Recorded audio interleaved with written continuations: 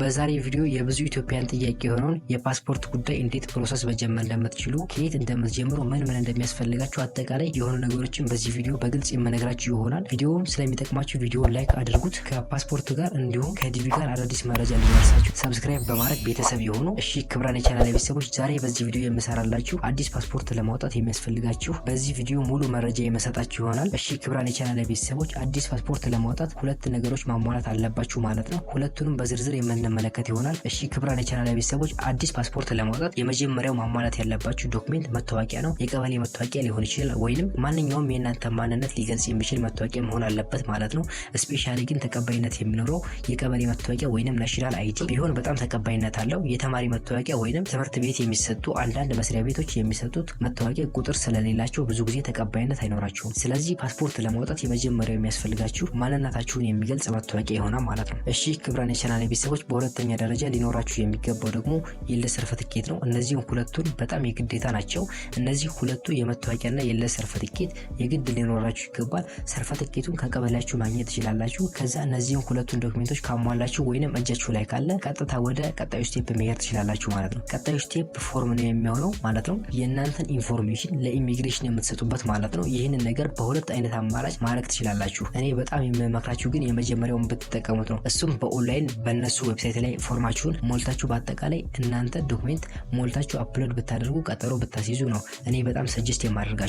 ነገር ግን ይህንን ነገር ዌብሳይቱ ላይ ገብቼ ፎርም መሙላት አልችልም የምትሉ ከሆነ ቀጥታ እነሱ ቢሮ በመሄድ ማስሞላት ትችላላችሁ ማለት ነው። ነገር ግን በጣም ወረፋ ይበዛባችኋል፣ በጣም ትጉላላላችሁ ማለት ነው። ከጊዜ አንጻር ከገንዘብ አንጻር ማለት ነው። ስለዚህ እነዚህ ሁለት ዶክሜንቶች ከያዛችሁ በኋላ ከታች ዲስክሪፕሽን ሊንክ አስቀምጥላችኋለሁ። የኢትዮጵያ የኢሚግሬሽን ቢሮ አድራሻ ሊንክ ነው። አፕሎድ የምታደርጉበት ሊንክ ነው። ሙሉ ስማችሁን ስፔሊንግ ሳትሳሳቱ በጣም ዲቴል ገብታችሁ መሙላት አለባችሁ ማለት ነው። ይህንን ቪዲዮ ቀጣይ ሰራላችኋለሁ ከዚህ ቪዲዮ ቀጣይ። ስለዚህ ያንን ቀጣይ ቪዲዮ እንድሰራላችሁ ቻናሉን ሰብስክራይብ ማድረግ እንዳትረሱ፣ ለራሳችሁ ነው ማለት ነው። እኔ ዌብሳይቱ ላይ ገብቼ በደንብ አሁን በዚህ ሳይም ላይ ዩቲዩብ ላይ በጣም ብዙ የቆዩ ቪዲዮዎች ስለሆኑ ያሉት በየጊዜው አዳዲስ ነገሮች ስለሚወጡ ይህንን ቪዲዮ ማየት ይኖርባችኋል ማለት ነው።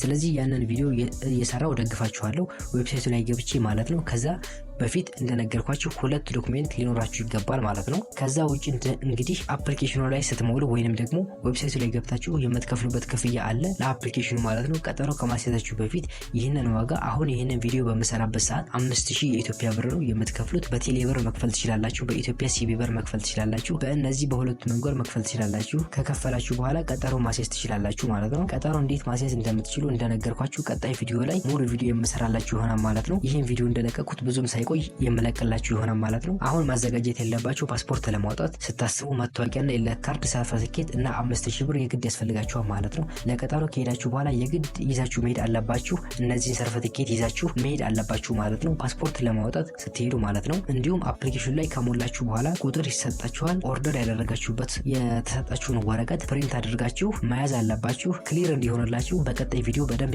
የምሰራላችሁ ይሆናል ማለት ነው። ከዛም በኋላ አሻራ ትሰጣላችሁ። አሻራ ከሰጣችሁ በኋላ ኦልሞስት ሁሉም ነገር ጨርሳችኋል። ስለዚህ ፓስፖርታችሁ ወደ መታተም ይገባል። ከዛ በኋላ ፓስፖርቱ የፊዚካሊ ፓስፖርት ማለት ነው ደርሶ ሲያልቅ በቀጠሮ ይሰጣችኋል ማለት ነው። ቀጣዩ ቪዲዮ በጣም ስለሚጠቅማችሁ ቻናሉን ሰብስክራይብ አድርጉና ኖቲፊኬሽን አብርታችሁ ጠብቁ፣ የምሰራላችሁ ይሆናል። እነዚህም ሁለት ዶክሜንቶች አሟልታችሁ ተዘጋጅታችሁ ጠብቁ። ፒስ